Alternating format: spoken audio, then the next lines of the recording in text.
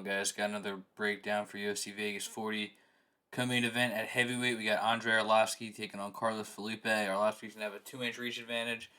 So I will start with Arlovski, one of the best heavyweights of all time. He's really reinvented his game late in his career.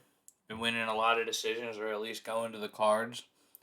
And yeah, he has won 3 of his last 4 after looking like he was toast. He was getting knocked out a lot.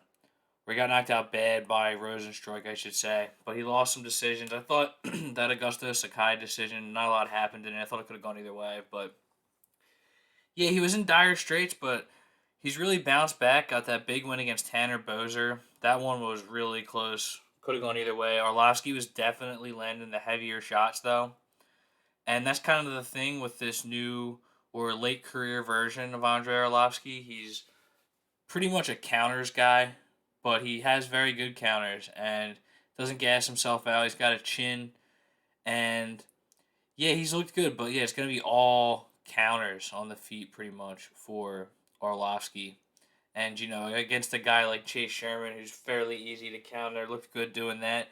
Then against Tom Aspinall, he really got battered in the first round. Aspinall almost got him out of there. Went to the body a lot, kind of emptied the tank, and I had a lot of money on Aspinall on that one, and I was a little bit worried going into the second round because Aspinall's never really been an extended, wins most of his fights in the first or second round, so I was a little nervous. He emptied the gas tank a lot, and he definitely looked a little tired, but then Aspinall just mixed it up. Great fight IQ, shot for a takedown, slipped in a rear naked choke out of nowhere, gets the W.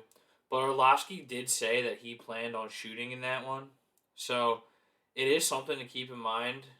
Gritty veteran. He will look to win the fight any way he can. So, yeah, definitely always been known as a striker. At one point, a great knockout artist, but recently been winning a lot of decisions with his counters. But should be noted that if he sees the path, he might shoot. And then for Carlos Felipe, this is another heavyweight that goes to the cards a lot, which you don't see often at 265, but he does go to the decision a lot. All of his UFC wins have been by decision.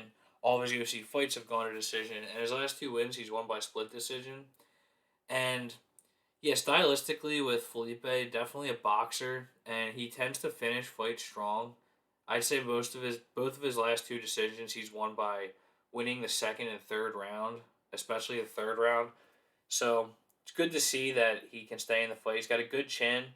He's got power, but he just hasn't been able to put anybody out. But I would say his power. I mean, everybody at 265 has power, but he's definitely not one of the most well known power punchers in the division. So I think there's a strong chance this fight goes to decision. Um, but yeah, so in that Collier fight, I thought Felipe definitely won that. I know it's split decision, but Collier could give him the first round. But then Felipe finished strong, won the next 2, and that was the path for Felipe in that one. I bet on Felipe. That was a pick on the channel. So he did what the path looked like in that one. And then against Justin Tafa, I actually had Tafa in that one. But Justin Tafa just has yet to be able to really put it together in the UFC. A little disappointing, but he doesn't have a lot of fights, so he's very green. And then he wins that fight with Jurgen De Castro. That was actually the last time, because Holly Holm was supposed to headline this card. The last time Holly Holm headlined a card, Felipe versus Jurgen De Castro was the main event on that one, or co-main event. And pretty boring fight. De Castro just basically looked to clinch for the latter part of the last 2 rounds, and the ref just kept separating them, and Felipe would just do enough. And then in the Sergey Spivak fight, it was close until Spivak worked in the wrestling. So, yeah, this is an interesting fight.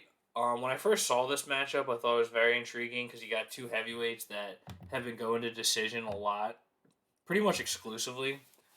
Um, Definitely exclusively in the case of Felipe and Arlovski, pretty much exclusively since like 2019, with the exception of that rear naked choke. So the fight is a pick 'em, and that is basically how I feel about it. It could go either way. And if we just want to run through the intangibles, I would give the the cardio and output advantage to Felipe. Though Arlovski is good at managing himself, managing his strikes, keeping his gas tank. But yeah, Felipe just he keeps coming forward. Good boxer, good chin. So I like his output. I think he'll have slightly more output, especially in the second or third round. And he is open to getting countered. The counter's got to go to Arlovski, but I think Felipe has enough of a chin to survive it. And then the big wild card in this fight is what we talked about earlier. Is I think if Arlovski wants to clinch or take him down, especially take him down, I think that could be a huge move for him. I think that could really sway this fight. Felipe has shown that he can get out grappled, and you can just really sap his cardio with that. So I'm going to be curious to see if Arlovski looks to switch it up. He's 42, 43 years old. He wants to stay around. So, gritty veteran. He might pull off a savvy move like that, win this fight that way, pick up a round with the top control or just takedowns, whatever, something outside the box. But man, I just cannot pick a winner in this one. And if I really had to decide, it's just I guess Carlos Felipe, only because a little bit more output. The whole takedown angle isn't definitive, but I think if this is just a boxing match, which is very, very strong chance it is, I think Felipe gets it done by just coming forward and just outlanding Arlovski slightly. Could be another split decision for Felipe.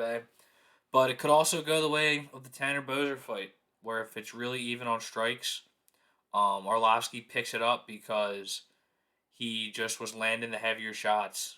Felipe's head movement could be better, so I could see that. But ultimately, my pick for this one is I like will the fight go the distance minus 164. I'm gonna go with that.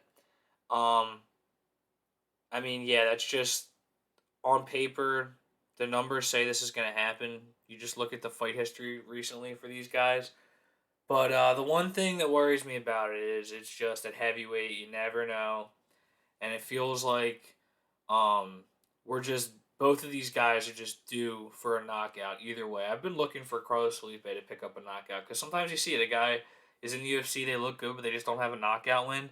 Carlos Felipe is definitely a guy who's due for a knockout, and Arlovski, 42 years old, could happen. So the odds on that are good. Felipe by knockout at plus 300. I'm going to talk about that in my props video.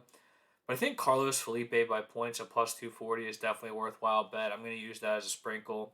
But yeah, the only play I did for this card, with a significant play, was will the fight go the distance at minus 164. Use that as a parlay piece.